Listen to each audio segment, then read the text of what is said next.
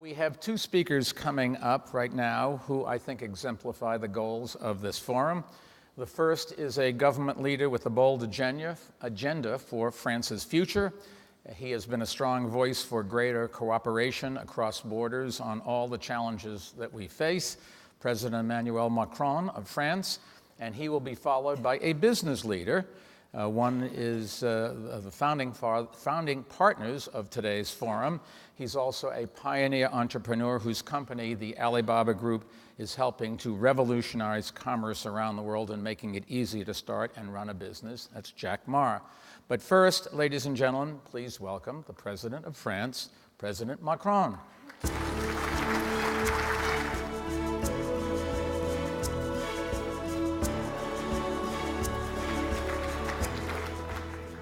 Thank you very much, Mike. Hello, everybody. I was not very well informed about the organization of these few days in New York. I thought that the General Meeting of the United Nations was the main event, and I'm discovering that this morning, in fact. So thanks for hosting me. No, I will not deliver a long speech here, but just a few convictions and perhaps to have an actual discussion with you. We are in a very specific moment. We have a lot of global challenges: climate change, migrations, terrorism, and for that we do need multilateralism, and that's my main message for these few days in New York, which means we need strong commitments for the different nations and our organizations, but we need strong commitment from private sectors as well. Because this multilateralism is not just in the government's hands. It's how we deal with our common goods all together. Because the existing model is no more sustainable with the existing rules. And I think that's a big challenge also for you guys. Because it's how to factor into your model this big change about climate, about inequalities, and the main imbalances of our global organization. And as long as we don't take that into consideration, there is a missing point. And the governments are no more in a situation just to take the whole burden of this current dysfunctionings. As for that, my willingness in France and in Europe is to have a very pro-growth, but as well in a certain way, a transformation agenda. What we are passing in France is a series of reforms where we want to completely transform labor market in order to fix the existing situation, have more flexi-security in order to create more jobs, but in order to be more adapted to the economic cycles of this new environment. We want to invest much more on education, training, artificial intelligence, because that's one of the critical battles of this new world. And we want to do much more, and we have a big transformation plan on that regarding climate change. These pillars are absolutely critical in order to get an objective, and that's my main goal for France and for Europe. It's how to be a leader on climate change, because it's good for my people, it's good for the business, it's good for innovation.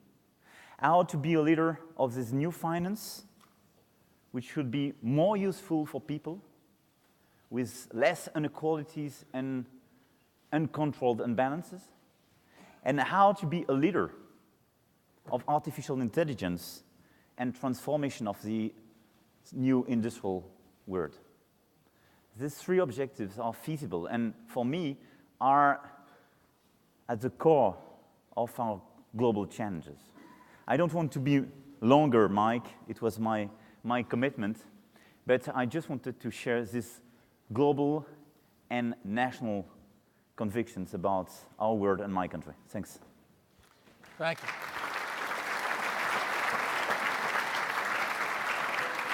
Mr. President, I think the world actually owes France a great debt of gratitude. You guys have taken on an issue that really has the potential to destroy life as we know it. And what you and your predecessor have done You have the mayor of Paris, Anne Hidalgo, has been very helpful with C40, Ségolène Royal, who's worked with you and your predecessor, and the people of France that have supported you. You've really made a big difference, and it's just one little bit of the fight, but we all can look to you as a role model. I wanted to ask you a couple of questions. One is, the business side of our conference, what can they do to help with climate change as far as you're concerned? Look, first, I think we have to organize this transition in order to favor green activities and to diminish CO2 emissions in our economies. So we have to take into consideration the hidden costs of CO2 emissions and the hidden cost of pollution and so on. We have our part of our responsibility in terms of governments because we have to improve our regulation through CO2 pricing and rules in order to favor the switch. But you can do a lot of things as a business community. First of all, by committing yourself in terms of strategy, explaining the market, your strategy, and valuing all these reductions of CO2 emissions and the green approach. I think that's very much important. And the more it's valued by corporates, the more it's integrated in financial markets, the more we will accelerate this transition. And private sector has a very important role for me in this transition in order to be faster than the domestic or regional regulation. At the European level, we will have to pass some regulations for CO2 pricing at a relevant level. It will take a lot of time. Why? I'm strongly committed to do so. I will push to do so. But you will have a lot of lobbies trying to stop this movement. And some of these lobbies come from industry and the private sector.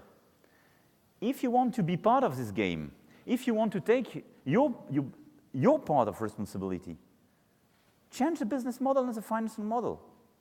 And you should factor in the financial models, in your business models, the valuation of CO2 emission, the valuation of your green initiatives, and let's assess that.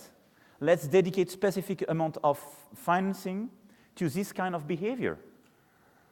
And let's favor this switch from the ancient world to the very new one, because on the mid to long run, that's a very good decision. The second point to me is this private sector now has to invest, especially in poor or developing regions. I think about Africa. Africa is one of the critical challenges for climate change. We will have to develop a lot of industries, a lot of new sectors in order to create growth and provide perspective to people. Today, when you look at the private sector, especially coming from the US or from Europe, we develop the ancient model in Africa. We do in Africa what we don't want to develop in our country. That's, honestly, that's unacceptable.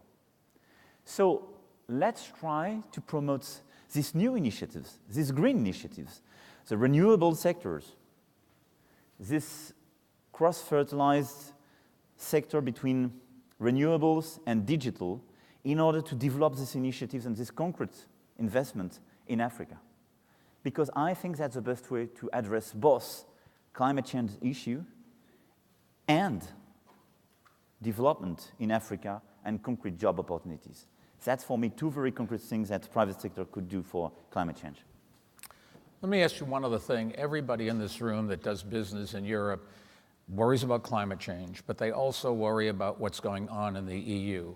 Brexit, most of us would probably think is not a great idea for the EU and for England, for the UK, but it's happening so far.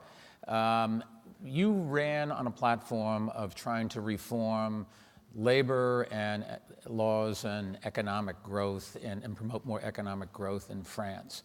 And how is that going to play out? Obviously, people will always fight back. You've got great courage. You're a new, young leader. You're an example of the next generation that's fighting these battles. How do you plan to win and really reform the labor laws in Europe, and what should we all do in dealing with the EU? First of all, to be honest, I'm just trying to reform labor laws in France. I understand And that, it's sufficient to me. But if you do it there, you will do it every place. I want to avoid any ambiguity because I have sufficient burden. So,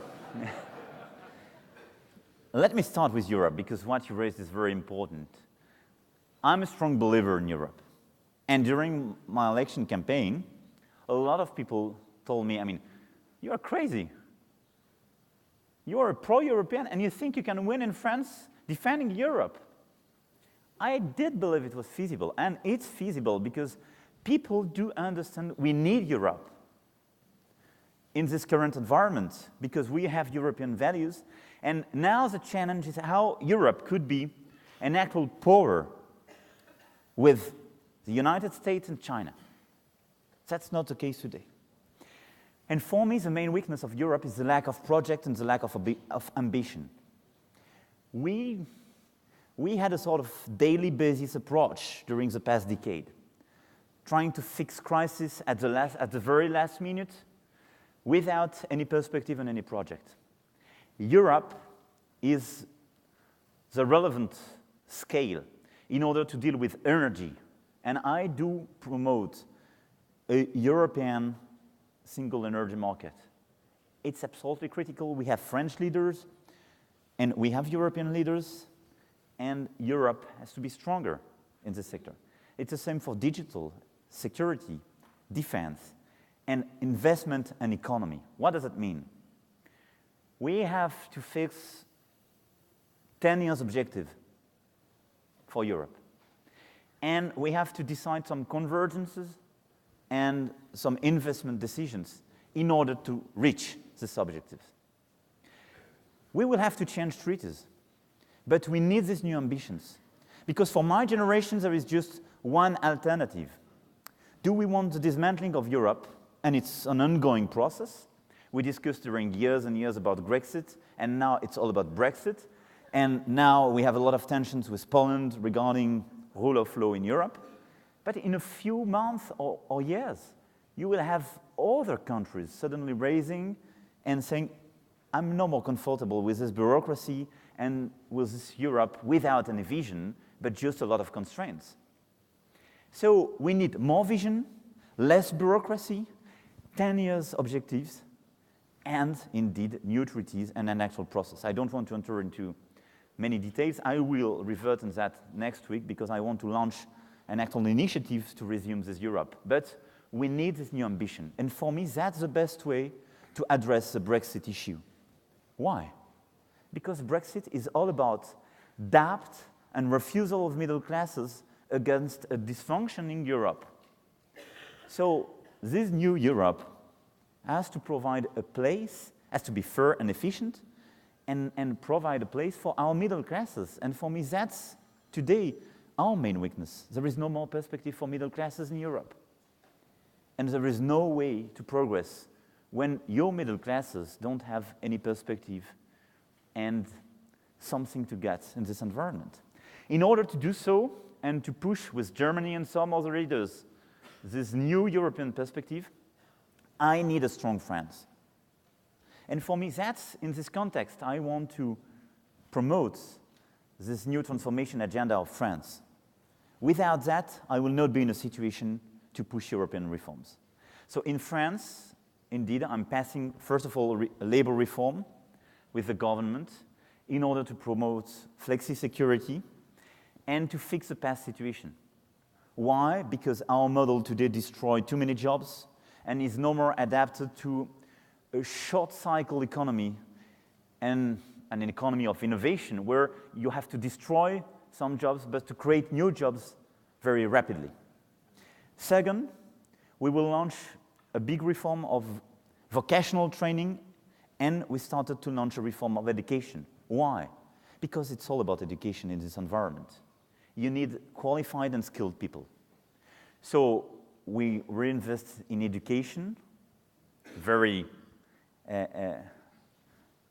rapidly and aggressively in order to train our young people. But second, we will invest 15 billion euro in order to train or retrain people during their life. Because one of the main challenges of my country is these 2 million people without the adapted qualification for this change. We will destroy a lot of classical sectors, but we will create more jobs opportunity in digital, in energy, and in new sector. We have to retrain people to get a place in this new environment, and our system was no more adapted to do so.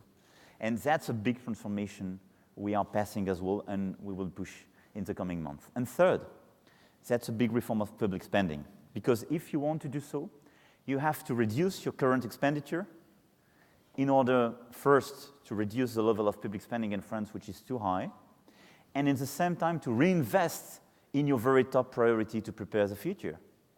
And our very top priority as climate change, artificial intelligence, as I told you, and education and training. And we will focus everything on that.